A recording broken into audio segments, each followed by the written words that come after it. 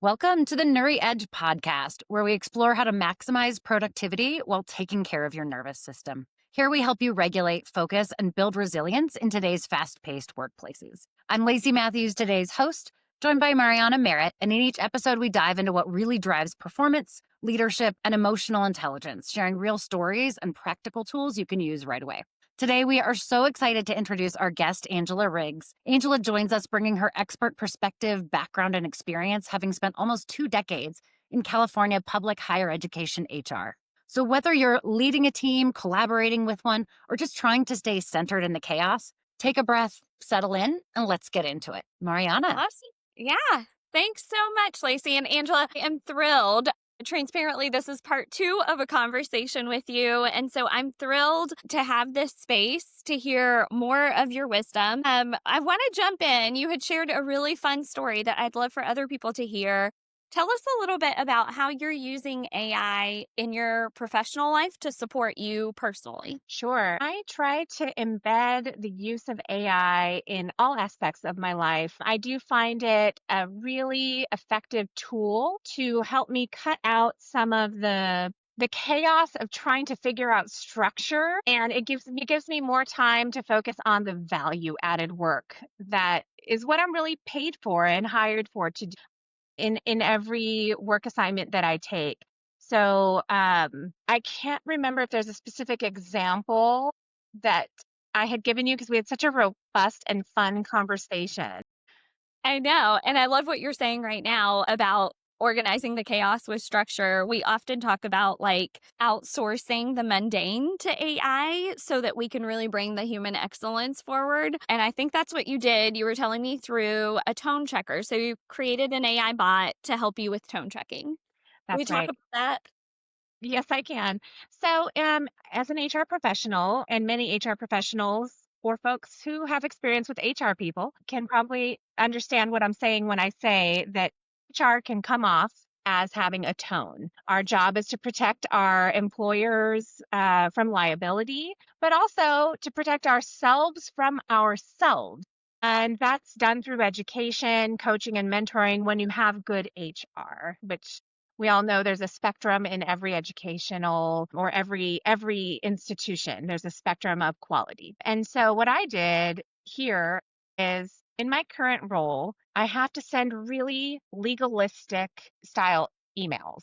And it can be hard to go back and forth from the legal style to a more friendly tone or a neutral tone. So it's Mariana, you're hereby notified that you're under investigation, blah, blah, la, la, la, language, scary, scary, scary. Thank you. We'll see you when the investigator arrives. And then, hi, Lacey, do you want to have lunch?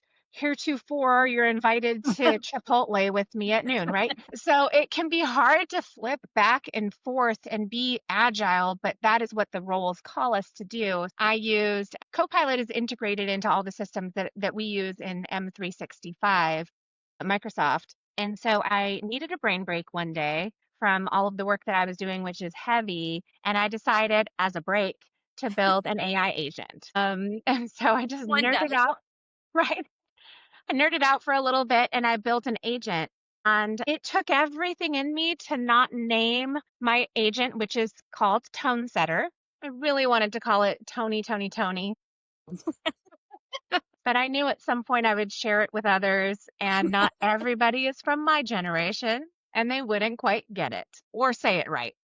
So, but what we all tone setter is all about is I can take an email that I've written, run it through my tone setter agent, and it's designed to ask me questions before it offers me a refined version of my email. So I'll put it in there and it will ask me, what kind of tone are you looking for? Are you looking for a neutral and concise? Are you looking for a legalistic framework? Because most of the things I write show up in a courtroom. Or are you looking for a persuasive tone, friendly? What are you looking for? And so I can blend tones in Tone Setter, hit enter, and it will help me rewrite an email. Sometimes I'll even ask it what tones it is identifying that I have used, because I want to make sure that I'm coming off appropriate for the moment, because I have to recognize within myself as a human being I'm being asked to do things that don't come naturally. For me to flip from one robot mode to a totally humanistic, friendly mode is not natural nor easy. It takes a lot of skill, and not everybody is at the same level. So, Tone Setter is a tool that I created, and I'm rolling it out to my team, one leader at a time, because I want to be very cautious about how we're utilizing AI as a tool, not a replacement, and not something to think for us, but something to supplement ourselves. And so I know for a fact that every email that comes from me would stand up in court as not having tones of bias, using words that are considered unethical, gender neutral. I've been able to program all of that into the agent and run it through Tone Setter. So that's one way that I have protected myself from myself, but my district from myself. So I'm rolling that out systematically and slowly because I do also presently work in a unionized environment, but as an HR professional, not all environments are unionized. So it's something that could just easily be implemented. Yeah. I love that example. I love that example for numerous reasons. But above all, what you're saying is that it's not replacing you. It's not that your organization doesn't need Angela anymore. It's that you are utilizing a tool really well to help maximize your workday, to give you some time back. I know that all of us, if we were in deep confessions, would admit that we have scrutinized over language in email for way too much time. Have written something and rewritten and drafted and asked somebody to take a peek and looked at, and so it isn't that AI is replacing you because it cannot. It should not. You have amassed this incredible fund of knowledge that you have over 2 decades of professional observations, integration with your knowledge of people and policy and procedure and protocol. AI is not going to replace Angela, but what AI can do is take some of that mundane, make sure that we are hitting the mark that we want to hit, and then empower you to elevate your practice. I love that example. I think that is what kind of lights us up at Nuri is we think about what are the use cases where AI can really come alongside of humans to offer scaffolded support that just isn't possible with our human limitations of time, of accessibility, of cost. And so, one of the main features of our platform is kind of this on-demand coaching. And our core belief is that people want to do well. People want to be successful. But sometimes they get blocked on what do I do next or how do I do it? Can I ask my supervisor a question? How many questions can I ask before I have to start feeling a little panicky? Is this a stupid question? Am I new in my role and imposter syndrome is flaring? We see AI coaching as a great use case to stand in that gap and then empower supervisors to not be fielding all of that, but then to be able to maximize real coaching with their direct reports in a more meaningful ways. I love the use cases that really elevate human practice. Would you talk to us a little bit about how you see AI as an opportunity to kind of save companies time, cost, liability? I feel like these are all in your wheelhouse. These are the things that are spinning in your head all the time, I'm sure. Yeah, absolutely. And HR's role is so multifaceted because we are working with the humans in their roles, and we kind of get in everyone's business, but we're not experts in everyone's role. Our role is to help create scaffolding so that they can go out, apply it in their own respective industries and areas and work units, and then come back to us and do a compliance check. So how I've been using AI is to help create new frameworks and scaffolding to roll out. That allows me to show the folks at whatever organization I'm working with that we trust you to do the work that you're hired to do. Here's how you do it compliantly. Bring it back to me when you feel like you're done, and we will check it. Because instead of spending so much time guiding people through every single step over and over and over, You now have a framework. So when you're at home watching Real Housewives of Insert City here, you can pull up this framework and begin conceptualizing your next reorganization, knowing what steps need to be taken. Whether you're in a unionized environment or not, in higher ed or not, there are different laws that do and do not apply. So creating frameworks is a fabulous way to help people do what they need to do, and then you can do your value added work. So that's one area.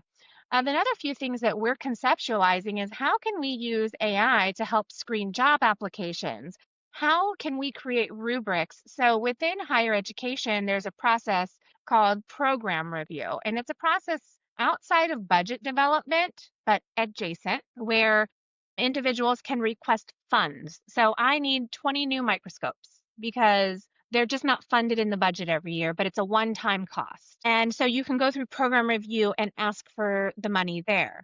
How can I use AI to help me write a compelling case on why I need microscopes and why maybe my dean or director isn't funding them? And then as a reviewer of program review who's seeing 1,200 individual requests and we only have a finite amount of one-time funds, how do we create a rubric? I actually created an AI agent on the back end for position prioritization, where I was able to take positions that came in through program review, run them through a rubric, and come out with a score to see what priority it would be in, eliminating bias of my own, right? If it's for the School of Science and they're wanting to create a mentorship program for women of color in sciences, my bias might be yes, because I do our EEO numbers and I can see by industry trends that we may need that role. Is that bias? Is that not bias? I can have that internal struggle all day long and get that analysis paralysis, or I can write a rubric that's fair, neutral. All of the executive leadership team is in agreement that this is a fair, neutral, and well distributed rubric. Make an agent and then run the applications through there and see the output. We actually tested that model this last year. Nobody knew I was doing it. I Okay. did it on my own because I find this stuff fun. So I took my results and I ran them against one our lead researchers' results, and we were both shocked and not shocked to find that our results were substantially similar. As a researcher, his mind is kind of a little robotic in its own way, which is beautiful because it was allowed me to test this AI agent without him really knowing it. But he loved the validation that he was without bias. And so we're looking for ways to operationalize and institutionalize things like that. The risk, however, is that if you put in bias, you will get out bias. Mhm. So you have to be very cautious when using AI, as with anything that's not specific to AI. And that's where I'm always out there on my little soapbox, proverbial soapbox, saying that, AI is here to help us automate tasks and create new roles, not to replace the human Absolutely. intellect, skill set, and effort. And that's where HR steps in helping to reskill, retool. AI will not replace humans in the workplace, but humans who engage in AI and learn how to use it will replace those who do not. That is a reality, Mhm.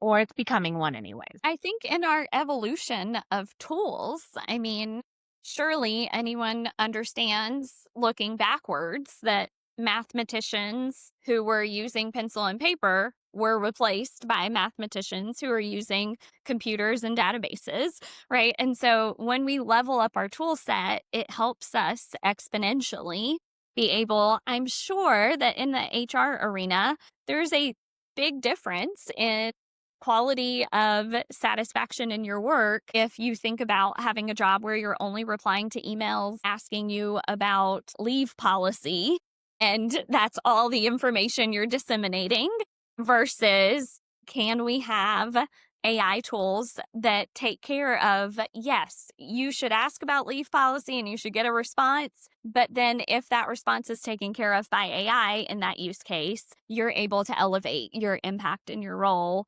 conducting all sorts of other supports and services that I'm sure you'd be freed up to do versus that. I love this conversation. Thank you so much for the excellence that you're bringing in this arena and to today's call. I think that it's so fun to think alongside of the innovators who have been in their industries but are really looking at how do we provide additional supports for humans that make meaningful impact in productivity, in wellness, in meaningful supports. We know that we all have initiative fatigue. And so, how do we think about like what are the supports that are worth learning a new thing? And we certainly strive to be one of those. At Nuri, we want to make sure that the supports we're building are so in tune with what people need and in their workflow. And so these conversations help us stay accountable to that mission, to learning from the people who are doing excellent work out there. And so we're just super grateful for your time. And thank you so much for sharing your insights today. Well, thank you very much for allowing me to do that. And if I could just end with one thing, it's my kind of call to action for HR with regards to AI, which is HR really needs to be at the table when organizations are creating their AI strategies. There are a lot of slippery slopes around ethical AI Mhm. and DEI and inclusion and accessibility. And so that would be to those listening as we look for ways for kind of moving from reactive to strategic and shaping AI to serve people, not replace them, to include your HR in those discussions, not as gatekeepers, but as compliance guidance, just another voice at the table. And thank you very much for allowing me to do that here. That was excellent. Thank you. Thank you. Yes, Thank thank you you. so much for joining us. And truly, we look forward to another time that we can connect and just hear some of your additional brilliance. It was a pleasure to chat today. Thank you. All right. Thanks so much, everyone.